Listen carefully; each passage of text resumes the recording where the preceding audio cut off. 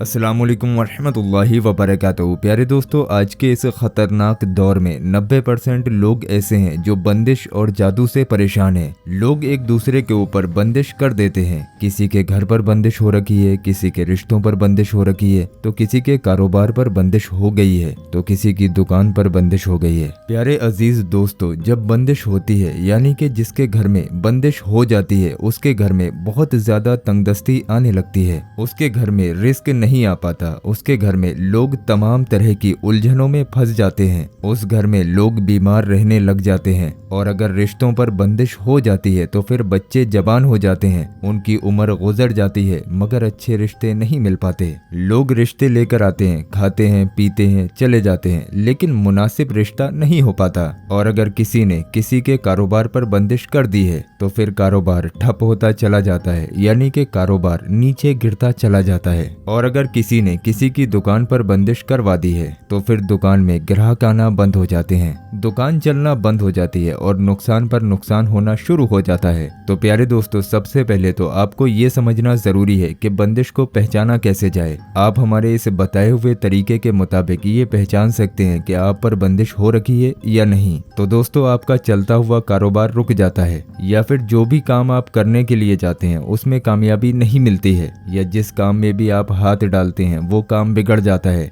एक चीज मैं आपको और बता दूं, इंसान के ऊपर भी बंदिश होती है, कारोबार के ऊपर भी बंदिश होती है, और मकान के अंदर भी बंदिश होती है। और ये होता इस वजह से है कि कभी कभी हमारे जो जानने वाले लोग होते हैं उनमें से कुछ लोग हमसे जलना शुरू कर देते हैं, या दुश्मन हमसे दुश्मनी करने लगते हैं। वो हमारे ऊपर रोक लगवा देते हैं, उससे बंदिश लगना शुरू हो जाती है। इसी को बंदिश कहते हैं। जादू टोने का असर करवा देना, करना धरना करवा देना, ये तमाम चीजें बंदिशों में ही आती हैं। अब अगर आप बंदिश को तोड़ना चाहते हैं, या फिर आप ये चेक करना चाहते हैं कि आपके ऊपर बंदिश है या नहीं, तो फिर ये वीडियो आपके बहुत ज्यादा काम आने वाला है। इस वीडियो में जो अमल आपको बताया जाएगा वो इतना ज्यादा मुजर्रब और इतना ज्यादा ताकतवर अमल है कि जो इंसान भी इस अमल को कर लेता है वो तमाम तरह की बंदिशों से महफूज हो जाता है। और प्यारे दोस्तों, जरूरी नहीं है कि जिन पर बंदिश है वही इस अमल को करें, उन्हीं को ही फायदा होगा, ऐसा नहीं है। बल्कि जिन पर बंदिश का असर नहीं है वो भी अगर इस अमल को कर लेंगे तो उनको भी बहुत ज्यादा फायदा हासिल होगा।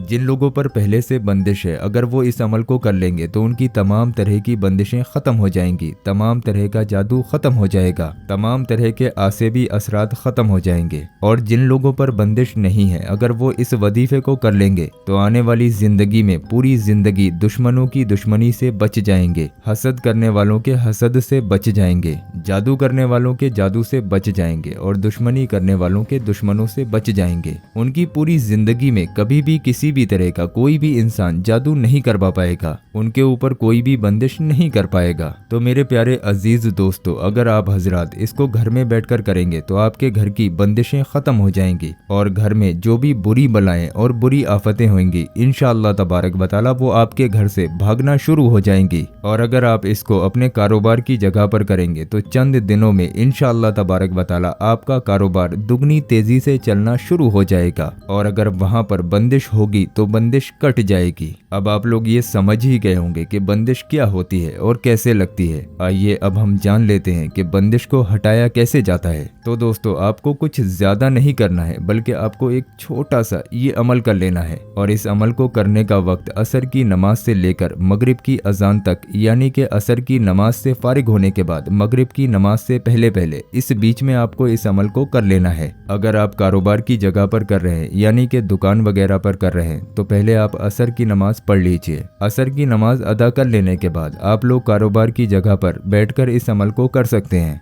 मकान में करना चाहते हैं तो आप अपने मकान में बैठ जाएं, जहां पर भी आपको ये शक हो कि हमारी इस जगह पर बंदिश लगी हुई है। अब चाहे वो आपका मकान हो, आपकी दुकान हो, आपकी कारोबार की जगह हो, या फिर आपका कोई रूम वगैरह हो, आपको उसी जगह पर बैठकर सबसे पहले 3 मरतबा शुरू में दुरूद पाक पढ़ना है। दुरूद पाक जो भी आपके याद हो आप पढ़ सकते हैं। अगर आपके कोई भी दुरूद पाक याद ना हो तो खाली सल्लल्लाहु अलैहि वसल्लम 3 मरतबा पढ़ लीजिए, ये भी एक दुरूद पाक है। उसके बाद ये अल्लाह तबारक व तआला का नाम मुबारक, या लतीफ़ू या लतीफ़ू या लतीफ़ू, ध्यान से समझ लीजिए, बिल्कुल आपको इसी तरीके से पढ़ना है जैसा वीडियो में बताया जा रहा है। या लतीफ़ू या लतीफ़ू या लतीफ़ू, इस नाम मुबारक को 21 मरतबा यानी कि 21 टाइम पढ़ें। और फिर उसके बाद कुरान पाक की एक छोटी सी मुकद्दस सूरह जिसको हम लोग सूरह नास के नाम से भी जानते हैं, यानी कि बिस्मिल्लाहिर्रहमानिर्रहीम, कुल अऊज़ु बिरब्बिन नास मालिकिन नास इलाहिन नास मिन शर्रिल वस्वासिल खन्नास अल्लज़ी युवस्विसु फी सुदूरिन नास मिनल जिन्नती वन नास। ये मुबारक सूरह को आपको 11 मरतबा यानी कि 11 टाइम पढ़ना है। और याद रहे हर मरतबा इस सूरह के शुरू में आपको बिस्मिल्लाह शरीफ ज़रूर पढ़ लेना है, यानी कि हर बार बिस्मिल्लाह शरीफ पढ़कर आपको सूरह नास को पढ़ना है। तो जब आप 11 मरतबा सूरह नास को पढ़ लें उसके बाद 3 बार आखिर में दुरूद पाक पढ़ें, वही दुरूद पाक जो आपने शुरू में पढ़ा था। उसके बाद अगर आप लोग इस अमल को अपने घर में बैठकर कर रहे हैं तो आप ऊपर की तरफ यानी कि आसमान की तरफ देखकर अपने मकान में दम कर दीजिए, यानी कि अपने मकान में 3 बार आसमान की तरफ देखकर फूंक दीजिए। और इसी तरह से आप अपनी दुकान या तिजारत की जगह पर कर रहे हैं तो आप जहां पर भी हैं वहां पर आसमान की तरफ देखकर आप लोग 3 बार दम कर दीजिए, यानी कि 3 बार फूंक दीजिए। इसी तरह से आपको 7 दिन तक इस अमल को कर लेना है, एक दिन का भी आपको नागा नहीं करना है। 7 दिनों में इंशाअल्लाह तबारक व तआला बड़ी से बड़ी बंदिश खत्म हो जाएगी। जादू टोना आप पर असर नहीं करेगा, आपका दुश्मन आप पर कोई भी हमला नहीं करवा पाएगा इंशाअल्लाह तबारक व तआला। और इस अमल को करने के बाद इंशाअल्लाह तबारक व तआला आप हर बुरी चीज से महफूज हो जाएंगे। हिफाजत के लिए ये अमल बहुत ज्यादा मुजर्रब है।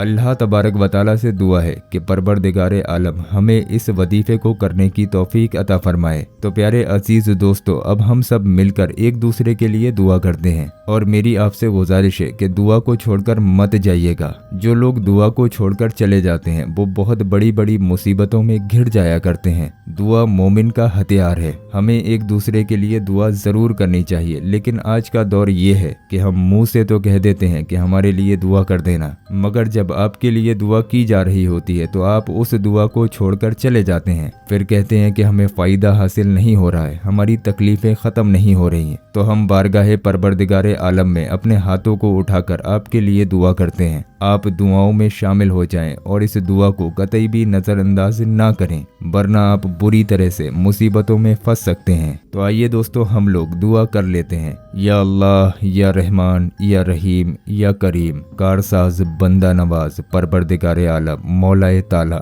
जितने भी लोगों ने हमारी इस वीडियो को देखा परवरदिगारे आलम उनकी तमाम तरह की परेशानी, तमाम तरह के दुख, तमाम तरह की तकलीफों को अपने फजलो करम से दूर फरमा। ऐ परवरदिगारे आलम हर आने वाली मुसीबत, हर आने वाली बला, हर आने वाली परेशानी से तमाम वीडियो देखने वाले और सुनने वाले लोगों को महफूज फरमा। हर आने वाली खुशी, हर आने वाली मुसर्रत, हर आने वाली शादमानी से तमाम वीडियो देखने और सुनने वालों को माला माल फरमा। परवरदिगारे आलम सबके घरों में खुशहाली अता फरमा। ऐ पाक परवरदिगार सबको सेहत और तंदुरुस्ती अता फरमा। परवरदिगारे आलम जो लोग बे औलाद हैं उन्हें नेक और अच्छी औलाद अता फरमा। ऐ अल्लाह जो लोग औलाद वाले हैं उनकी औलाद को उनका फरमा बरदार बना। ऐ परवरदिगारे आलम जो बेगुनाह जेलों में कैद हैं उनको रिहाई अता फरमा। और जो बीमार अस्पतालों में बेड पर लेटे हुए हैं मौला उन्हें अस्पतालों से जल्द छुटकारा अता फरमा।